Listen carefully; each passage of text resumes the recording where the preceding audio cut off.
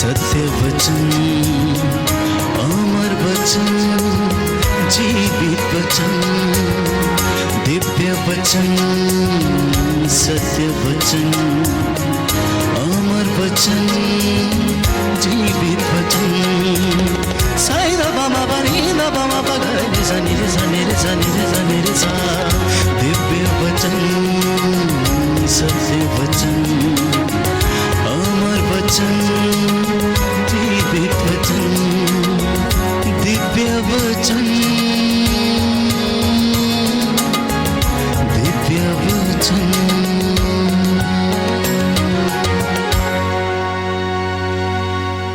सबको जय सुखी प्रभु यीशु क्रिस्त में प्यारे भाइयों बहनों, पुनः मैं आप सभी लोगों का हार्दिक स्वागत करता हूँ।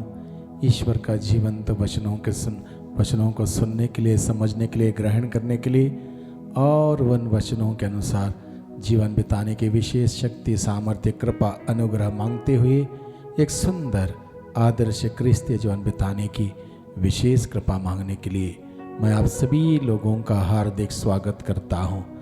प्रभु क्रिस्त में प्यारे भाइयों बहनों, आज के दिन में हम लोग इस विषय को लेकर प्रभु का वचन सुनेंगे। आप चाहें मुझे शुद्ध कर सकते हैं, आप चाहें तो मुझे शुद्ध कर सकते हैं। ये प्रसंग लिया है संत मत्ती के द्वारा रचित सुसमाचार अध्याय 8 पद संख्या 2 से 4 का प्रसंग है। मत्ती का सुसमाचार अध्याय 8 पद संख्या 2 से 4 का प्रसंग है। इसमें हम लोग पढ़ते हैं, आप चाहें मुझे शुद्ध कर सकते हैं। यहाँ पर लिखा है, ईसा पहाड़ी से उतरे, एक विशाल जन समूह उनके पीछे हो लिया। उस समय एक कोढ़ी उनके पास आया और उसने यह कहते हुए उन्हें दंडवत किया, प्रभु आप चाहें तो मुझे शुद्ध कर सकते हैं। यहाँ पर हम इस बात को समझने की चेष्टा करें। ये कोढ़ी, प्रभु यीशु के ज़माने में कोढ़ियों को बहुत ज़्यादा दुख, तकलीफ, कष्ट और पीड़ा सहना पड़ता था। ये पीड़ा मुख्य रूप से उन्हें सहना पड़ता था शारीरिक रूप से, सामाजिक रूप से, धार्मिक रूप से, साइकोलॉजिकल रूप से, इकोनॉमिकल रूप से, भावनाओं के रूप से, अलग अलग प्रकार से उन्हें पीड़ा सहनी पड़ती थी। कोढ़ी को अपने घर परिवार से दूर रहना होता था, अपने प्रियजनों से दूर होना पड़ता था। कोढ़ी को अपना समाज छोड़ के उनके लिए निर्धारित एक जगह पर जाके रहना पड़ता था।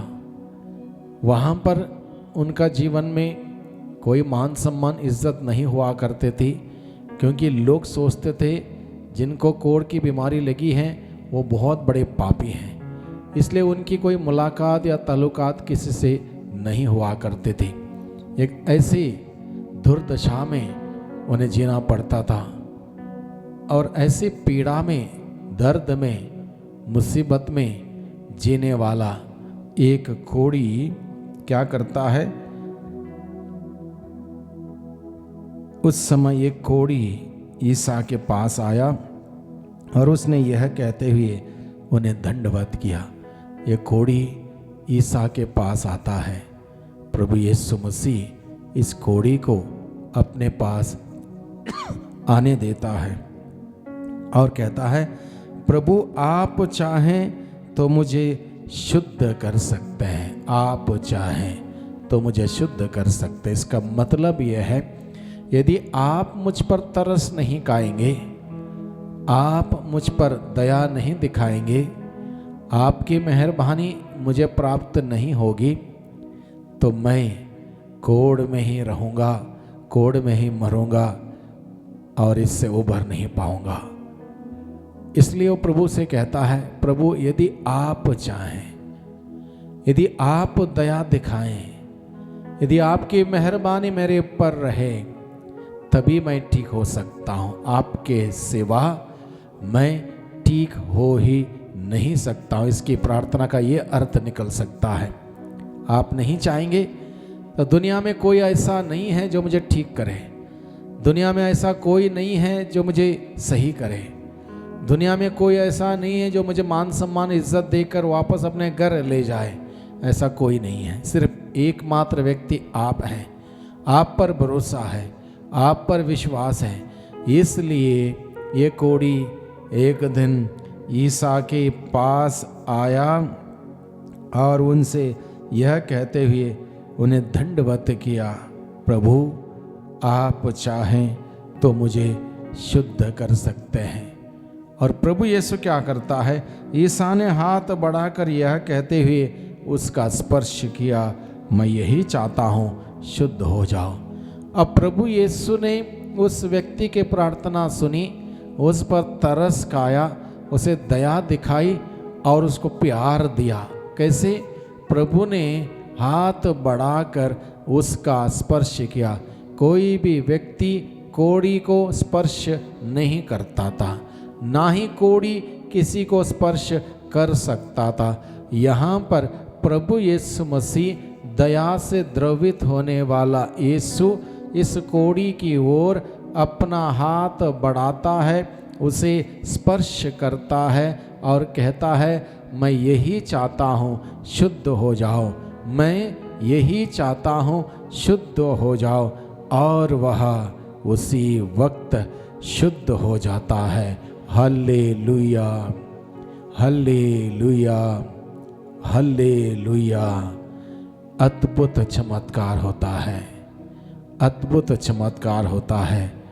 प्रभु आप चाहें तो मुझे शुद्ध कर सकते हैं। प्यारे भाइयों बहनों, यहाँ पर हमें ध्यान देने वाली बात यह है, यहाँ पर हमें ध्यान देने वाली बात यह है, जैसे कोढ़ शरीर पर असर करता है, शरीर पर आक्रमण करता है, शरीर को धीरे धीरे बेकार करता है, शरीर की सारी सेंसिटिविटी ख़त्म कर देता है, अपने उंगलियों की, अपने होंठों की, अपने पैरों की सेंसिटिविटी ख़त्म कर देता है। और कोढ़ की वजह से जैसे कोढ़ी को घर से दूर होना पड़ता है, अपने प्रियजनों से दूर होना पड़ता है, अपने समाज से दूर होना पड़ता है, उसी प्रकार से आधुनिक समाज का, आधुनिक युग का कोढ़ है पाप। शारीरिक बीमारी है कोढ़, लेकिन पाप जो है कोढ़ से भी बहुत ज़्यादा भयानक बीमारी है। और मैं समझता हूँ पापमय कोढ़ हम सबों को लगा है, कहीं ना कहीं, किसी को ज़्यादा किसी को कम, हर व्यक्ति को पापमय कोढ़ लगा हुआ है। इसलिए हम सभी लोगों को ज़रूरत है कि हम सभी यीशु के पास जाएं और यीशु से कहें, यीशु मुझे शुद्ध कर दे, यीशु मुझे पाप की दास्ता से मुक्त कर दे, यीशु मुझे चंगा कर दे। हम सबों को यह ज़रूरी है कि हम प्रभु के पास जाएं, पूरे विश्वास के साथ, पूरे भरोसों के साथ हम प्रभु के पास जाएं, प्रभु से कहें, यदि आप चाहें आप मुझे शुद्ध कर सकते हैं। जिस प्रकार से प्रभु यीशु ने कोढ़ी की ओर अपना हाथ बढ़ाकर कोढ़ी से कहा, मैं यही चाहता हूँ, शुद्ध हो जाओ, और वह व्यक्ति शुद्ध हो गया। उसी क्षण उसका कोढ़ दूर हो गया। ईसा ने उससे कहा, सावधान, किसी से कुछ ना कहो, जाकर अपने को याजक को दिखाओ और मूसा द्वारा निर्धारित बेन चढ़ाओ, जिससे तुम्हारा स्वस्थ लाभ प्रमाणित हो जाए। जैसे ही वह व्यक्ति कोढ़ की बीमारी से छुटकारा पाता है, प्रभु यीशु ने एक महत्वपूर्ण बात उस कोढ़ी से कही, उस व्यक्ति से कही जो कोढ़ की बीमारी से छुटकारा पाया।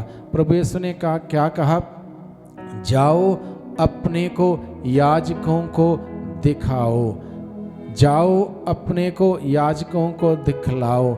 यानी कि यहाँ पर समझने की बात यह है, प्रभु यीशु के ज़माने में किसी को भी जो कोढ़ लगता था, कोढ़ की बीमारी लगती थी, उसका शुद्धिकरण जब तक याजक प्रमाणित नहीं करता तब तक वह व्यक्ति अपने घर परिवार में वापस नहीं जा सकता। जब याजक इस बात का प्रमाण देता है कि यह व्यक्ति कोढ़ की बीमारी से चंगा हुआ है, इसने स्वस्थ लाभ पाया है, तभी वह व्यक्ति अपने घर परिवार, अपने समाज में जा सकता है। और आज के ज़माने में हमें समझने के लिए बात यह है, जो कि मैंने बताया, आज के ज़माने का कोढ़ है पाप, जो कि हम में से हर व्यक्ति पर लगा हुआ है। और प्रभु हम सबों से क्या कहता है, जाओ। जब हम प्रभु के पास जाएंगे पश्चाताप के साथ, जब हम प्रभु के पास जाएंगे, प्रभु यदि आप चाहें तो मुझे शुद्ध कर सकते हैं, तब प्रभु शुद्ध होने के लिए हमें कहाँ भेजता है? प्रभु कहता है, जाओ अपने को याजकों को दिखलाओ, जाओ अपने को याजकों को दिखलाओ। बहुत बार हम लोग सोचते हैं हमने पाप किया तो किसको क्या पता, किसी ने थोड़ी देखा मैंने कौन सा पाप किया। लेकिन पाप एक प्रकार का कोढ़ है जिस पर हमें ध्यान अगर ना देने पर, पश्चाताप नहीं करने पर, जो पाप का पहला असर हमारे आत्मा पर होता है, वहाँ पर हमने पश्चाताप नहीं किया, पाप स्वीकार नहीं किया, तो पाप का असर हमारे मन पर जाता है। और वहाँ पर भी हमने ध्यान नहीं दिया और पश्चाताप नहीं किया, तो पाप का असर आगे बढ़कर हमारे शरीर पर होता है। इस प्रकार से शरीर हमारा बेकार होता है। बहुत बार लोगों की बीमारी ठीक तब हुई जब उन्होंने साधनाओं में भाग लिया, प्रभु का वचन सुना, एक अच्छा पश्चाताप किया, अच्छा पाप स्वीकार किया, तब जाके उनकी बीमारी ठीक हुई। कई बार जब मैं साधना देने के लिए अलग अलग जगहों पर जाता हूँ, एक जगह की बात यह है, एक स्त्री साधनाओं के दौरान मेरे पास आई और कहने लगी, फादर जी आज मैं बहुत खुश हूँ। मैंने कहा बहुत अच्छी बात है, प्रभु को धन्यवाद दो। और उसके बाद उन्होंने कहा, प्रभु मैं फादर आज मैं इसलिए खुश हूँ क्योंकि मैंने आज 35 साल के बाद पाप स्वीकार किया है, 35 साल के बाद एक अच्छा पाप स्वीकार किया है। मैंने कहा और अच्छी बात है। तब जाके उस स्त्री ने मुझसे कहा, पिछले 35 साल से मेरी रीढ़ के हड्डी में बहुत तकलीफ़ थी, मेरे रीढ़ के हड्डी में बहुत दर्द हुआ करता था, जिसके वजह से मैं बैठते वक्त एक तकिया लेके बैठती थी, एक तकिया मेरे पीठ के पीछे लगा के रखती थी, और कहीं पर जाना आना भी होता था मुझे 2 तकिया लेके जाना पड़ता था। साथ ही साथ पिछले 35 साल से मैं इसके लिए दवाई खा रही हूँ, लेकिन आज तक आराम नहीं मिला। लेकिन आज एक घटना हुई, आज जब मैं फादर के पास गई, पाप स्वीकार कर रही थी, पाप स्वीकार करते करते मेरे शरीर में से एक बिजली जैसा ऐसा अनुभव हुआ, मेरा शरीर कांप उठा, मैं पसीना पसीना हो गई। और अब पाप स्वीकार के बाद मुझे मेरे पीठ की रीढ़ की हड्डी का दर्द अभी महसूस नहीं होता, मैं ठीक हो गई हूँ। यानी कि पाप स्वीकार जैसे उन्होंने किया, उसकी बीमारी का बंधन खुल गया। पाप हमें ईश्वर से दूर करता है, पाप हमें एक दूसरे से दूर करता है, पाप हमें पश्चाताप नहीं करने पर ईश्वर के राज्य से दूर करता है। जिस प्रकार से कोढ़ की बीमारी से ग्रसित व्यक्ति को परिवार से दूर होना पड़ता है, अपनों से दूर होना पड़ता है, समाज से दूर होना पड़ता है, और एक ऐसी जगह पर रहना पड़ता है जहाँ पर कोई मान सम्मान इज्जत नहीं होती, ऐसी जगह पर पीड़ा सहना पड़ता है। उसी प्रकार से पाप इंसान को एक दूसरे से दूर करता है, अपनों से दूर करता है, कलीसिया से दूर करता है, समाज से दूर करता है, ईश्वर से दूर करता है, और हम संकट में पड़ जाते हैं। इसलिए हमें प्रभु के पास आकर प्रभु से यह कहना बहुत ही ज़रूरी है, प्रभु यदि आप चाहें आप मुझे शुद्ध कर सकते हैं। और प्रभु हमारी प्रार्थना सुनकर अगर हमें स्पर्श करेगा, प्रभु हमें इस वचन को सुनने के बाद अगर हमें प्रेरणा देगा, जाओ अपने को याजकों को दिखलाओ, हम निश्चित रूप से जाएं, पुरोहित के पास जाएं, पश्चाताप करते हुए पुरोहित के पास जाएं और एक अच्छा पाप स्वीकार करें, पाप की दास्ता से, पापमय कोड़ से चंगाई पाएं। और ऐसा करेंगे निश्चित रूप से हमारे जीवन में आशीष आएगी, बरकतें आएंगी, खुशियाँ आएंगी और हम परिपूर्ण आनंद, परिपूर्ण खुशियाँ का अनुभव हम कर पाएंगे। इसलिए हम प्रभु के पास जाएं। आज का यह वचन हम सबों को प्रेरणा देता है कि हम सभी प्रभु के पास जाके कहें, प्रभु यदि आप चाहें आप मुझे शुद्ध कर सकते हैं। और हम सभी प्रभु से कहें, मैं शुद्ध होना चाहता हूँ, मैं शुद्ध होना चाहता हूँ। बहुत सारे पापमय आदतें मेरे अंदर हैं, बहुत सारे पापमय संगति में मैं रहता हूँ, बहुत सारे पापमय कार्य मैंने किए हैं। आज के दिन में हम प्रभु के पास जाके कहें, प्रभु मुझे शुद्ध कर, इन सारी बुराइयों से, इन सारी बुरी आदतों से, इन सारे पापमय कार्यों से मुझे दूर रहने की कृपा दे। और प्रभु मुझे जब स्पर्श करेगा, प्रभु का अनुग्रह मुझे मिलेगा, प्रभु की ताकत मुझे मिलेगी, प्रभु की शक्ति मुझे मिलेगी, प्रभु की सामर्थ्य मुझे मिलेगी। प्रभु के बल से, प्रभु की शक्ति से, प्रभु के सामर्थ्य से हम पाप से दूर हो पाएंगे। और जैसे ही हम लोग पाप से दूर हो जाएंगे, सच्चा पश्चाताप करते हुए, पाप स्वीकार करते हुए प्रभु के पास आएंगे, हम में प्रभु की वो क्षमा, प्रभु की शांति, प्रभु की आशीष, प्रभु की बरकत हम सबों को मिलेगी। और इसी के लिए प्रभु के पास हमें जाने की ज़रूरत है। 40 का यह समय हम सबों के लिए विशेष रूप से प्रभु की ओर लौटने का समय है, प्रभु के नज़दीक आने का समय है, प्रभु के साथ हमारी मित्रता मजबूत करने का समय है, प्रभु के वचन सुनकर सच्चा पश्चाताप करने का समय है, एक अच्छा पाप स्वीकार करने का समय है। इस समय को यूं ही ना जाने दें, इस समय को यूं ही ना जाने दें, बल्कि प्रभु की बात को सुने, प्रभु की बात को ग्रहण करें, प्रभु के पास जाएं। जिस प्रकार से वो कोढ़ी प्रभु के पास जाके कहता है, प्रभु यदि आप चाहें आप मुझे शुद्ध कर सकते हैं। और प्रभु ने उसे उत्तर देते हुए, स्पर्श करते हुए यही कहा, मैं यही चाहता हूँ, शुद्ध हो जाओ। वही प्रभु हम सबों से यही कहता है, मैं यही चाहता हूँ तुम शुद्ध हो जाओ, पाप की दास्ता से मुक्त हो जाओ, परिपूर्ण जीवन बिताओ। प्रभु हम सबों से यही कहता है। तो आज के दिन में प्यारे भाइयों बहनों, जब हम सभी प्रभु का जीवंत वचनों को सुन रहे हैं, इन वचनों पर मनन चिंतन करें, इन वचनों के अनुसार जीवन बिताने की शक्ति सामर्थ्य मांगें। जिस प्रकार से इस व्यक्ति ने अपनी भयानक बीमारी, कोढ़ की बीमारी से छुटकारा पाया, चंगाई पाई, अपने घर परिवार में जाने लायक हो गया, अपने समाज में अपने प्रियजनों के पास जाने लायक हो गया, उसी प्रकार से हम भी सच्चे पश्चाताप के साथ पाप स्वीकार करते हुए ईश्वर के पास लौटें, एक दूसरे के साथ हमारा रिश्ता संबंध ठीक करें, तभी जाके हमारा रिश्ता संबंध ईश्वर के साथ ठीक होगा, मजबूत होगा। और ऐसा होगा निश्चित रूप से हमारे जीवन में, हमारे परिवारों में आशीषें आएंगी, बरकतें आएंगी, प्रभु की कृपा और अनुग्रह हम सबों को मिलेगा।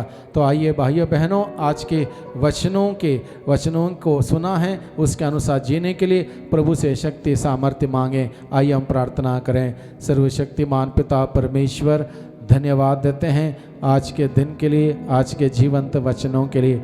आज के वचनों के द्वारा प्रभु आप मुझे अपने पास बुलाते हैं, पश्चाताप के साथ अपने पापों को स्वीकार करने के लिए अपने पास बुलाते हैं, क्योंकि प्रभु इसके अतिरिक्त मैं बच नहीं सकता हूँ। मुझे अपनी गलती को स्वीकार करना है, गलती को स्वीकार करने की हिम्मत और साहस मुझे प्रदान कर, जिससे कि प्रभु मैं सच्चे पश्चाताप के साथ आपके पास लौट के आ सकूँ, पुरोहित के पास जाके पाप स्वीकार कर सकूं और अपने पापों से छुटकारा प्राप्त करते हुए आनंद का अनुभव कर सकूं।